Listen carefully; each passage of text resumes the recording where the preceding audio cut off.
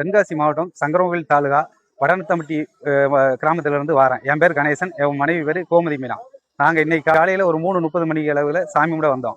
சண்முலாஸ் வழியாக எல்லாரும் அலோவ் பண்ணி உள்ளே போயிட்டு இருந்ததுனால எங்களையும் சாமி கும்பிட விடுவாங்கன்னு நாங்கள் உள்ளே போனோம். உள்ளே போனால் அர்ச்சகர் வந்து ஒரு ஆளுக்கு 5000 ரூபா கேட்டாப்புல. நான் என்ன பண்ணோம்னா எனக்கு அவ்வளோ காசு இல்லை அப்படின்னு சொன்னதும் ஆளுக்கு 2000 4000 ரூபா வாங்கிட்டு உள்ளே விட்டாங்க.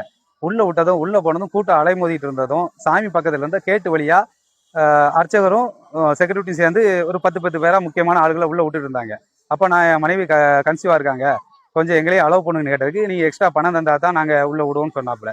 அப்போ நாங்கள் எக்ஸ்ட்ராலாம் பணம் கொண்டு வரலைன்னு சொன்னதுக்கு அப்போ சூப்பரண்ட்டை போய் லெட்ரு வாங்கிட்டு வாங்க, பிஆர் ஆஃபீஸ் போய் லெட்ரு வாங்கிட்டு வாங்கன்னு சொன்னதும் இல்லைன்னா எங்களால் அந்த மாதிரி அலைய முடியாதுன்னு சொன்னதும் வேறு ஏதாவது வழி இருந்தால் சொல்லுவேன்னு சொன்னதும் ஒரு கேட்டை திறந்து இதுதான் வழி, நீ கோயிலை விட்டு 2 பேரும் வெளியே போங்கன்னு எங்களை வெளியே அனுப்பி விட்டாங்க.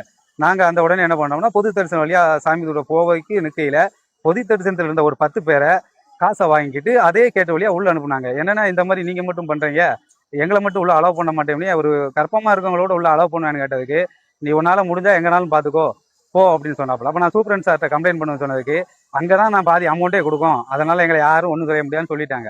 அப்போ நாங்கள் உடனே இதை என்ன பண்ணோம்னா பிஆர் ஆஃபீஸுக்கு கம்ப்ளைண்ட் பண்ண வந்தோம்.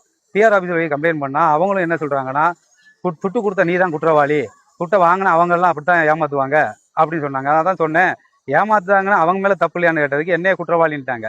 அதனால் தமிழக அரசு என்ன பண்ணணும்னா ஒரு கர்ப்பிணி பெண்ணுன்னு கூட பார்க்காம அவமானப்படுத்தி எங்களை சாமி தரிசனம் பண்ணாமல் கழுத்தை பிடிச்சி வெளியே தள்ளாத குறைய என்னை வெளியே போகணும்னு சொல்லிட்டாங்க. இது சம்பந்தமாக நம்ம துறை ரீதியாக சொன்னாலும் அவங்களும் இதை வந்து நடவடிக்கை எடுக்கலை. அதனால் இதுக்கு முன்னாடி இருந்த அரசாங்கம் தான் இந்த மாதிரி மோசடியில் ஈடுபடுதுன்னா தமிழகத்தில் புதிதாக தொடங்கப்பட்ட அரசாங்கமாவது இது நல்லபடியாக கண்டு கொண்டு எல்லா மக்களும் பயன்படுத்த மாதிரி இந்த கோயில் நிர்வாகத்தை சீர்திருத்தி கொண்டு வரணும்.